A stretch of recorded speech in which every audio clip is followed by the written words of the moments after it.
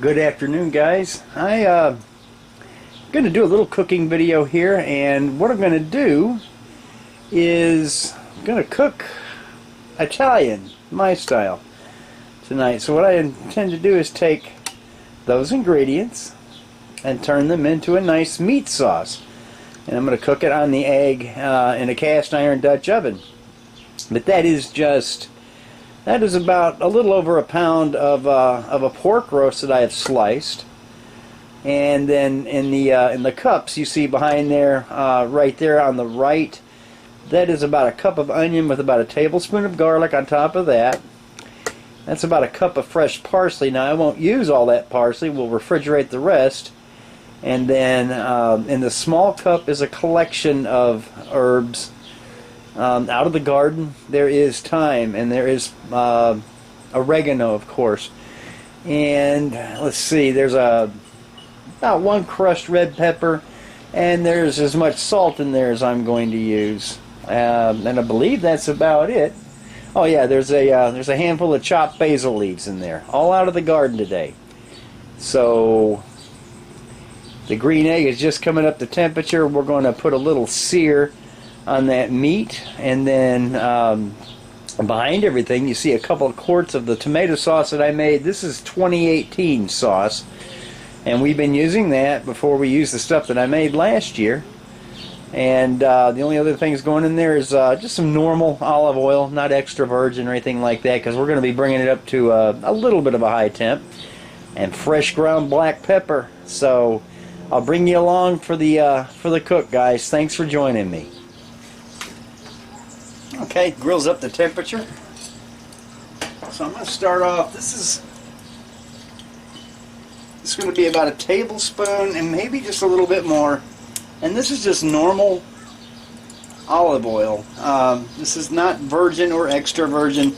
I find that turns bitter when you cook it. We reserve olive oil like that to use uncooked, in salads and just, on other things. I'll lay my chops in there. I'm going to brown them a little bit. So what I'll do is I'll go 2 to 4 minutes on a side. Just, it depends on how lively they sound in here, sizzling. And on these style grills, if you didn't know, you can control the heat by controlling the airflow through the thing. And I usually just use this all-purpose lid, and I leave my bottom just kind of alone, and this is what meters the air, because if you meter it at either end, you accomplish the same thing. So I've got it open right now to allow air to flow and increase the heat and maintain a temperature, which are right 320 right now. And I'm getting ready to turn these pork chops, and then we'll let it go for about another 3-4 minutes maybe. And then we're going to be putting the onions and garlic in and deglazing the pan, so to speak. Of course, the sauce will do that too. And then it's going to be a slow cook. This is fun. I've got a little bit of scotch on ice over there, and I've stopped working for the day in the shop. I had a customer, a fireplace customer of all people, call me up. He looked at my website and he ordered 4 knives from me, which is a really nice order.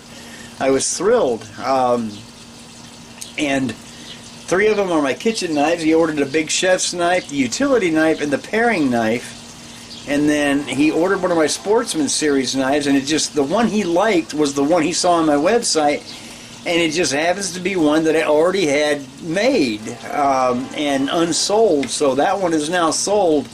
But that was a big, nice order, and I'm thrilled. I don't know how long this knife thing's going to keep up, but while it is keeping up pretty nicely right now, I'm enjoying it. I love working in that shop, getting up, walking up there with my coffee, and essentially being at work.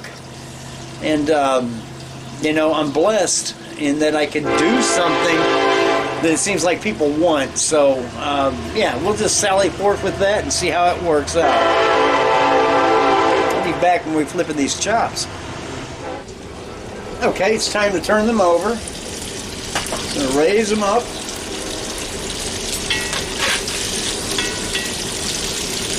As I said, we're not going for a searing brown. That's about what we have on the pork chops right now, which is enough. So I'm just flipping these over. I'm going to let them cook equally on the other side. Okay, it's been long enough on the second side. Alright, so here's all our herb mix that I described earlier. So that's going in there. And then the only other thing I'm putting in there right now is a bunch of fresh ground black pepper. The partial jar. And put that in.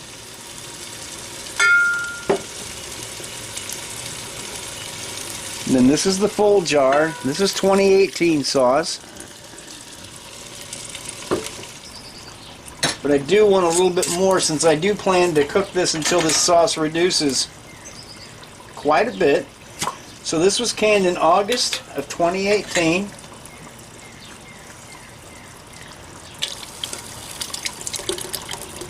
So I'm going to add, so it's about 2 1/4 quarts. And that's going to reduce in volume quite a bit in the cooking process. So at this point, I'm just stirring it around. Any kind of bits that are on the bottom of this cast iron are getting scraped up and into the mix. Alright, so this is a pot I'll be boiling pasta in. And I had an old Sicilian actually tell me that when you boil pasta, the water should be as salty as the sea. This is kosher salt. And I'm figuring a good 2 teaspoons, because I have tasted salt water in my time in the Navy. Should be just about right. So this is going to sit, because it's not time to put the pasta on. But that will sit at the ready for when we're ready to drop the pasta. So this has been simmering for about 45 minutes. So one other ingredient I'm going to add at this point, and if I had to guesstimate, that's about 2 cups of just sliced cremini mushrooms. So those are going in there. Reseal the lid and continue the slow cook. And so it's this point when I shutter the heat down, I'm going to take about half of this fresh parsley. And that's when I'm going to drop it in there. I don't put parsley in until the very last, and I'm just going to give that a gentle stir. That sauce is really thickened up great.